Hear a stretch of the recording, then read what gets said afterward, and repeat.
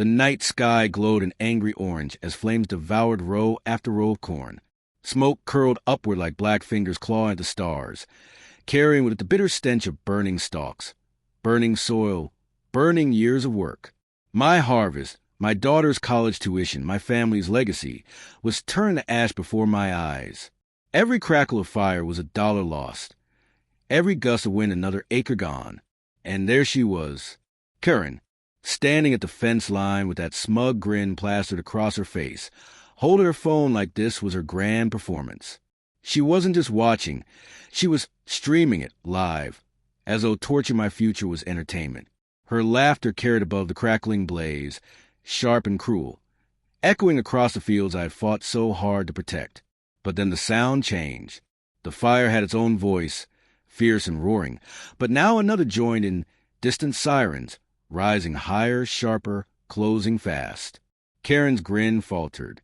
She glanced left, then right, as if realizing too late that those wailing sirens weren't for some accident across town. They were coming here. For her. I didn't move. I didn't shout. I didn't even blink. Because what Karen didn't know, what no one knew, was that I'd been waiting for this exact moment. Weeks of preparation. Weeks of silent traps laid in the shadows. And now, with my land burning and Karen frozen in panic, my plan was finally in motion. To understand why this fire mattered, you have to understand what those fields meant. My name is Marcus Fieldstone, and my family has farmed this same patch of land for 3 generations. My grandfather bought these acres back in the 1950s, when the only thing out here was corn, sky, and the occasional hawk circling overhead. He worked the soil with his bare hands, planting the foundation for a life that would carry to my father, into me, and now into my own daughters. Sarah and Emma, twins, 18 years old, both about to start college. One dreams of becoming a veterinarian, the other an engineer. Tuition for both? More money than I had sitting around in some savings account. My corn harvest was our ticket. Each kernel, each bushel, each acre, it was all spoken for, dedicated to their future. Without it, the numbers didn't add up. Without it, the dream died. And farming, for me, wasn't just about money. It was about legacy. Every time I ran my hands through rich soil, I felt the echoes of my grandfather's labor.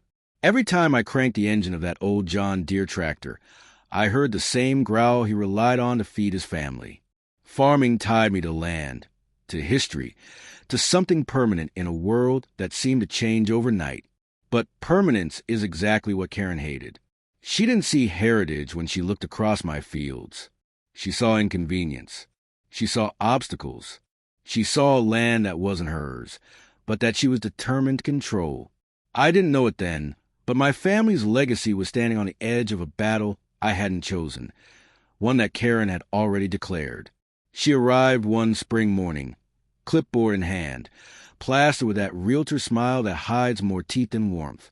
Karen Hartwell, HOA president, self-appointed queen of the neighborhood, and, as I would soon discover, a woman with ambitions far beyond trimming hedges. Her first words to me weren't neighborly. "We've had complaints," she said, gesturing toward my tractor parked by the barn. Complaints about equipment. Complaints about noise. Complaints about the rooster, who'd been crowing long before she ever dreamed of moving here. I stared at her, then at the John Deere that had been sitting in that exact spot since before she was born. "This is a farm," I said flatly. "The equipment stays." Her smile didn't falter, it sharpened. She talked about property values and community standards, phrases I'd heard before, but always from people who'd never worked a day in dirt. To her, my land wasn't a farm. It was an eyesore. When she left that morning, the crunch of gravel under her expensive shoes echoed like a warning. Something told me she wasn't finished. I was right. Over the weeks that followed, Karen escalated. One day, she confronted me about the smell of fertilizer. Another day, she accused my compost pile of attracting vermin. Each complaint more absurd than the last, each dripping with the same threat. Change or else. But this wasn't about roosters or tractors. I saw it in her eyes. Hungry, calculating. She wasn't fighting for peace and quiet. She was fighting for something bigger. And I knew then that this wasn't just a neighborly spat. This was war. Karen didn't waste time. She launched her harassment campaign like a general leading troops into battle. It started small. Letters slipped under my door. HOA notices that didn't even apply to my property. But then it grew teeth. One scorching July morning, I found my irrigation hoses slashed in 3 places. 30,000 corn plants in peak summer heat. And suddenly, no water. The kind of sabotage that doesn't just inconvenience. It kills. The next week, the county fire marshal showed up at my gate, clipboard in hand. Someone had reported illegal burning on my land. The photos he showed me, smoke rising, fields blackened, looked damning, except they weren't mine. They were taken miles away. Someone had staged evidence to make me look guilty. Neighbors started acting strange, too. I'd see them by the fence, snapping photos, whispering. A few even admitted later that Karen had paid them. $50 here, $100 there, to document supposed violations. She turned them into spies, foot soldiers in her private war. Every week brought something new. A false noise complaint. A health inspector asking about my compost. Even the sheriff got anonymous tips about unsafe conditions on my property. Each one baseless. Each one designed to bury me in paperwork, fines, and stress. But what Karen didn't count on was that I'd seen campaigns like this before, not in neighborhoods, but overseas. I served in the Army. And one thing you learn in combat is that harassment is never random. It's strategy. That realization hit me hard. This wasn't about complaints. This was coordinated, purposeful, and that meant one terrifying truth. Karen had a bigger plan. The answer came one evening when I overheard her talking to a man in a suit near the property line. I was fixing a fence post when her voice carried through the summer air. 8 acres. Perfect for townhomes. Timeline? 6 months, max. My blood froze. She was selling my land. My land. The man nodded, jotting notes, asking about permits. Karen waved it all off. Don't worry. Farmers always cave when the pressure gets high enough. That was it. She wasn't just some meddling neighbor. She was working with developers. And she had already promised of my land. Land she didn't own. Land she had no right to. Later, digging through county records, I confirmed the nightmare. She'd signed a deal with penalties if she failed. $50,000 if she didn't deliver. But if she succeeded, a fat commission check, enough to fund her lifestyle and her ambition. That explained everything. The sabotage, the false reports, the bribes. She wasn't annoyed by the smell of corn. She was desperate.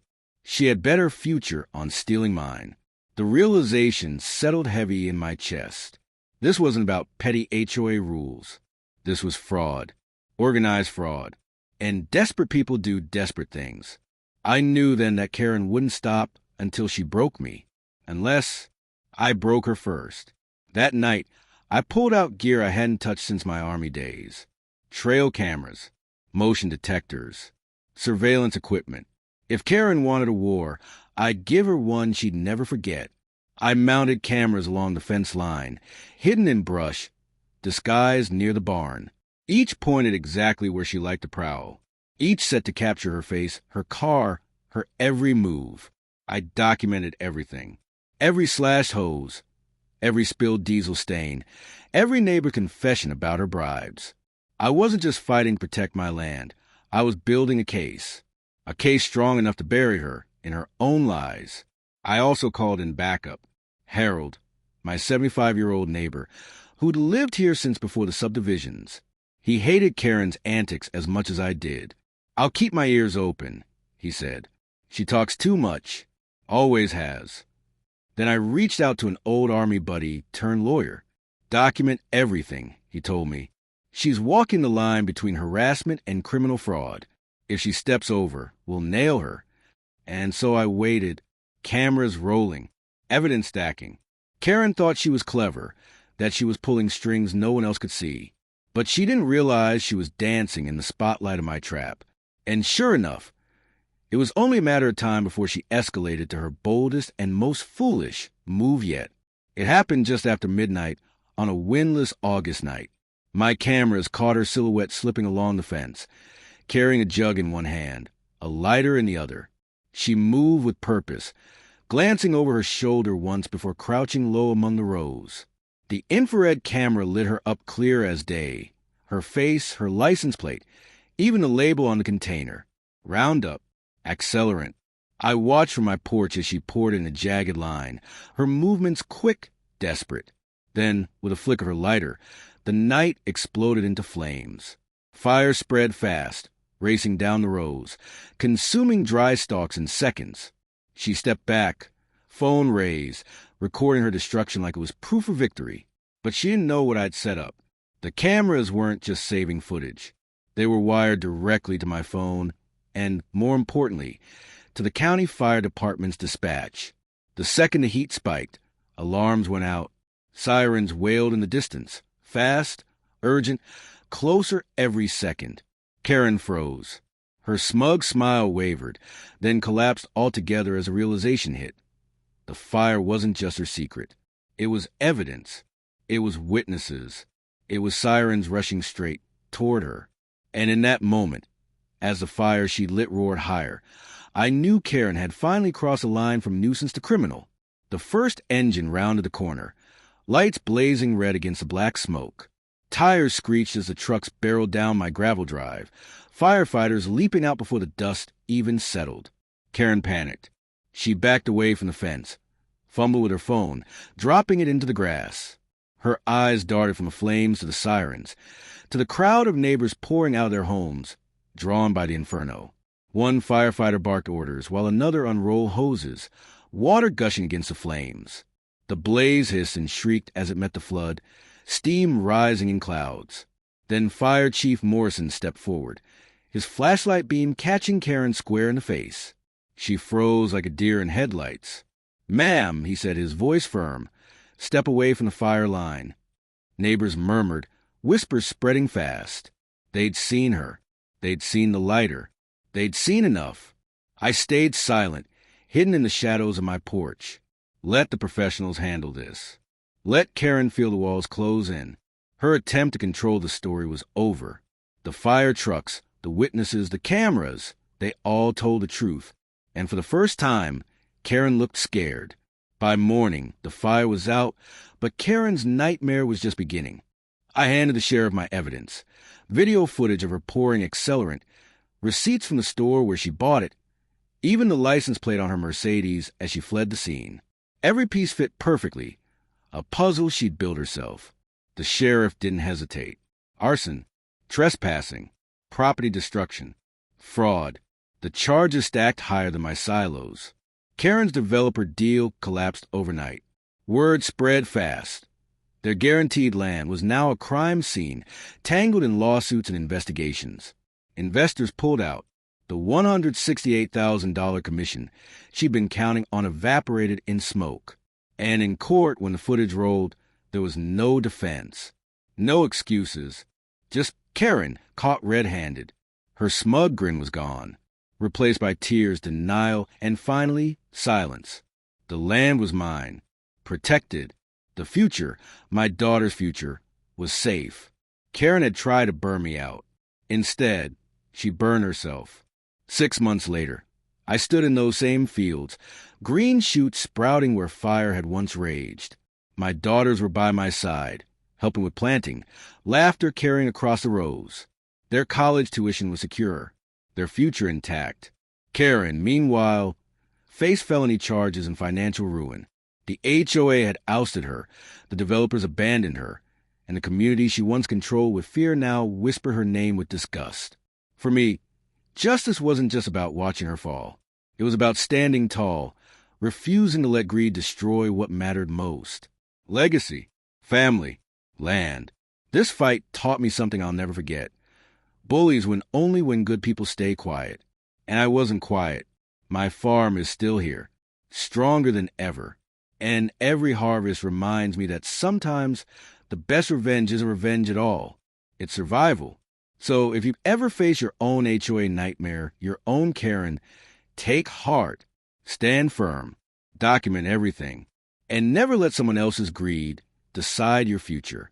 Because sometimes the flames meant to destroy you only light the way to your greatest victory.